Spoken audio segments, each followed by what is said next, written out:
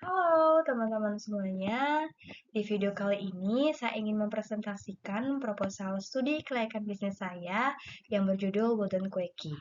Sebelumnya, terima kasih untuk Bapak Sunar selaku dosen pengampu di mata kuliah ini. Eh, jadi sebelum saya memulai presentasi, alangkah baiknya saya memperkenalkan diri terlebih dahulu. Perkenalkan, nama saya Komode Dinda Septianisi dengan NIM 2302622010312. Baik, yang pertama kita membahas latar belakang. Jadi di era digital saat ini, peluang ekspor produk lokal semakin besar lewat e-commerce luar negeri. Salah satunya yaitu Etsy. Akan tetapi, bagi pelaku usaha yang baru memulai bisnis, sering terkendala di bagian produksi dan juga pengiriman. Oleh karena itu, kerjasama dengan supplier dan sistem fulfillment menjadi solusi untuk proses ekspor lebih efisien. Dengan cara ini, usaha bisa berfokus ke desain dan juga promosi saja. Nah, selanjutnya ada tujuan. Jadi tujuan yang pertama itu memperluas pasar produk bebek kayu ke luar negeri. Yang kedua, membangun kerjasama dengan pengrajin lokal. Yang ketiga, meningkatkan efisiensi pengiriman internasional. Dan yang terakhir, mendorong ekonomi kreatif daerah di sektor kerajinan kayu. Selanjutnya ada profil unit usaha. Jadi Wooden Quickie adalah unit usaha kreatif di bidang pembuatan dan pemasaran bebek kayu untuk pasar global melalui platform e-commerce Etsy. Jadi usaha ini menerapkan model kerjasama dengan supplier dan sistem fulfillment di mana fokus utamanya itu hanya terletak kepada pembuatan desain, pengelolaan toko online dan juga promosi. Sementara untuk proses produksi dilakukan oleh supplier dan jasa fulfillment itu mengelola pengemasan serta pengiriman dengan efisien. Lalu struktur organisasi itu terdiri dari pemilik, lalu dibagi lagi menjadi tiga, ada di bagian desain dan branding, mendesain produk, memfoto, pengelolaan toko Etsy, dan juga promosi digital. Jadi untuk supplier produksi, membuat bebek kayu sesuai dengan desain, lalu yang terakhir fulfillment partner, melakukan pengemasan dan pengiriman langsung ke konsumen. Nah, selanjutnya ada aspek hukum. Jadi, usaha ini karena bekerja sama dengan supplier dan menggunakan jasa fulfillment, maka aspek hukumnya hanya memerlukan adanya surat kontrak kerjasama dengan supplier dan juga jasa fulfillment. Lalu untuk gambaran umum pasarnya, jadi Wooden Quickie dapat menjangkau konsumen dari berbagai negara tanpa batasan wilayah. Jadi Etsy sendiri itu dikenal sebagai tempat favorit bagi pembeli yang ingin mencari produk unik, handmade, dan memiliki nilai budaya tinggi. Maka oleh karena itu, peluang pasar untuk produk ini sangat luas dan prospektif. Lalu ada permintaan. Jadi yang pertama itu tren konsumen global yang menyukai produk handmade dan sustainable. Yang kedua daya beli konsumen luar negeri yang cukup tinggi terhadap produk dekoratif dan seni. Dan yang terakhir kemudahan pembelian secara online karena pengiriman bisa dilakukan langsung dari Bali ke luar negeri. Lalu ada strategi pemasaran. Yang pertama itu pemasaran online melalui Etsy dan juga media sosial. Yang kedua ada branding produk. Yang ketiga pelayanan konsumen. Dan yang terakhir promosi dan diskon berkala. Jadi selanjutnya ada analisis pesaing. Jadi yang pertama itu ada kekuatannya. Desain produk unik dan customer bisa request personalized. Jadi yang dimaksud personalized itu adalah ucapan ataupun tulisan yang ingin dibuat oleh customer. Jadi contohnya bisa ada di sebelah kiri ini. Terus yang kedua, fokus pada branding dan promosi online. Yang ketiga, tidak perlu biaya besar untuk produksi dan gudang. Kerjasama dengan supplier berpengalaman meningkatkan kualitas produk. Dan yang terakhir, pengiriman lebih efisien melalui sistem fulfillment. Lalu yang kelemahannya itu ketergantungan tinggi pada supplier dan pihak fulfillment, kontrol terhadap kualitas dan waktu produksi terbatas. Lalu peluangnya yaitu platform Etsy mendukung ekspor digital bagi UMKM, potensi kolaborasi dengan lebih banyak pengrajin lokal Bali, dan yang terakhir untuk ancamannya yaitu persaingan ketat dengan produk serupa dari negara lain, resiko keterlambatan atau kerusakan pengiriman internasional, perubahan kebijakan ekspor atau biaya logistik global, dan yang terakhir resiko supplier meniru atau menjual desain ke pihak lain. Selanjutnya aspek lingkungan dan AMDAL. Jadi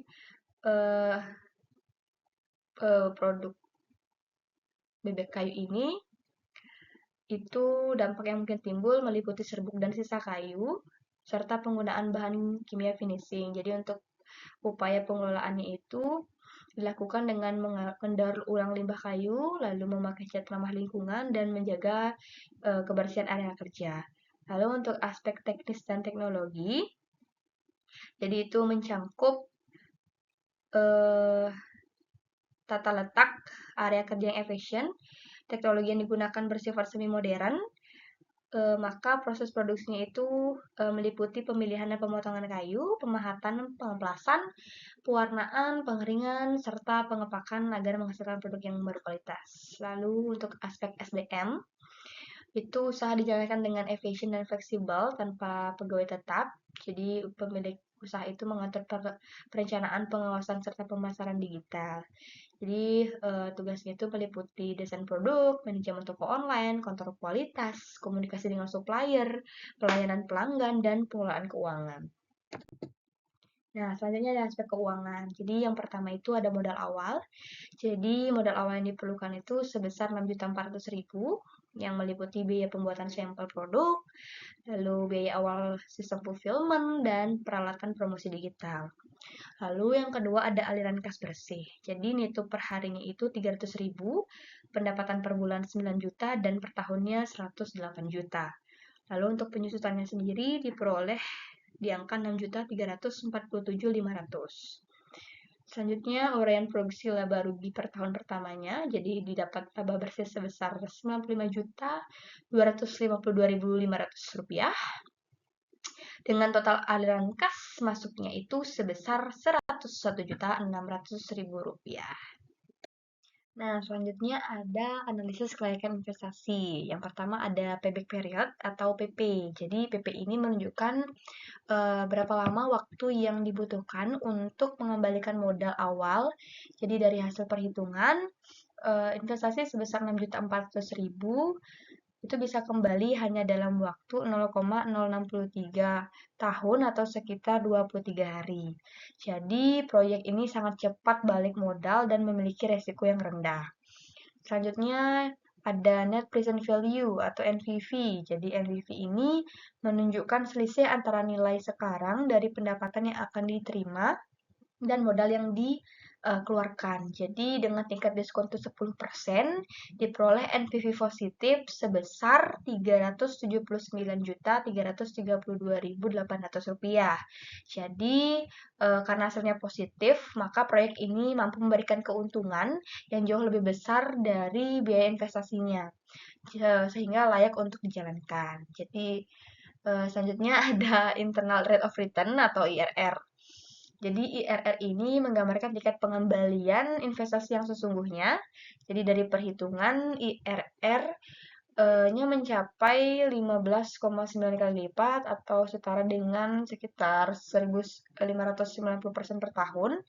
Jadi nilai ini jauh melebihi tingkat bunga pasar sehingga proyek ini sangat menguntungkan.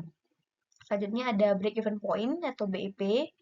Jadi titik impas tercapainya itu pada 120 unit per tahun. Jadi setelah mencapai angka tersebut, seluruh biaya produksi sudah tertutup dan penjualan berikutnya akan menjadi keuntungan bersih.